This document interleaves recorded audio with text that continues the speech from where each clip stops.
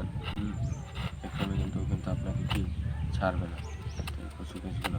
তো যারাই কচু গাছে লাগান না কেন তাদের কাছে কিন্তু মোটামুটি কিন্তু কচু গাছগুলো কিন্তু ভালোই লাগবে। তো এই কচু গাছগুলো কিন্তু দেখতে কিন্তু মোটামুটি কিন্তু খুব সুন্দর। তো আমার কাছে কিন্তু মোটামুটি কিন্তু এই সকল কচু গাছগুলো কিন্তু অনেক ভালো লাগে থাকে। তো আমি কিন্তু এই সকল কচু গাছগুলোকে কিন্তু এখানে কিন্তু চিড়ে এনে কিন্তু রেখেছিলাম। তো এখন যেগুলো কিন্তু আমি ভিডিও করছি এটা কিন্তু আমার কাছে খুব ভালো লাগছে। তো এখানে কিন্তু মিষ্টি কিন্তু অনেক দিয়েছে।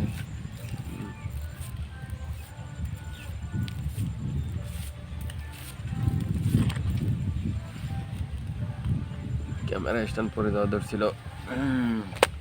তো আমি কিন্তু এটা আপনার সামনের উপর কিন্তু বসে রয়েছি। তো আপনাদের অনেকের কাছে কিন্তু আমার কথাগুলো খারাপ লাগবে, ভালো লাগবে না। তো ভালো লাগবে তারা একটা কথা বলে যাবেন, ঠিক আছে? তো আপনি এই যে দেখতে পাচ্ছেন এই গাছগুলো দেখতে মোটামুটি কিন্তু আপনার কাছে কিন্তু সুন্দর লাগবে। তো এই গাছগুলো দেখতে কিন্তু মোটামুটি কিন্তু সুন্দর।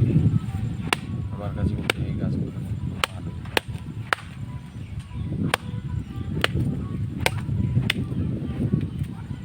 এই গাছগুলো দেখতে কিন্তু ভালোই লাগে। আমার কাছে যারা এইসব গাছপালা লাগে পরিষ্কার জায়গা থেকে তারপরে সকল গাছপালা লাগানো গাছপালা যত আপনার খোলামেলা জায়গা হবে তত কিন্তু গাছপালা ভালো হয়।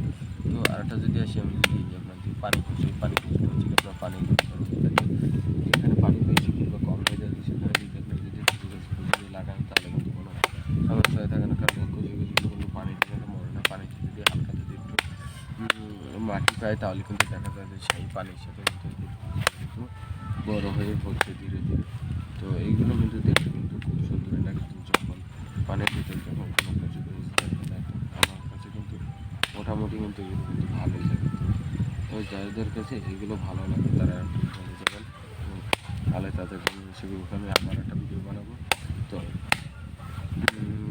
যাদের যে জিনিসটা লাগবে তারা কিন্তু আপনি খোলামেলা জায়গায় পাবেন। তো এই সকল গাছপালা কিন্তু আপনি যদি আপনার ছাদে লাগাতে পারেন কিংবা আপনার পাকের ঘরেও কিন্তু লাগাতে পারেন, লাগিয়ে কিন্তু আপনি কচু খেতে পারেন, ঠিক আছে? তো কচু গাছের সাথে আবার গলায় দড়ি দিয়ে কিন্তু করতে পারবেন। হ্যাঁ, ওই কচু গাছের সাথে গলায় দড়ি দিয়ে মরে এরকম কিন্তু একটা সরাতে পারে।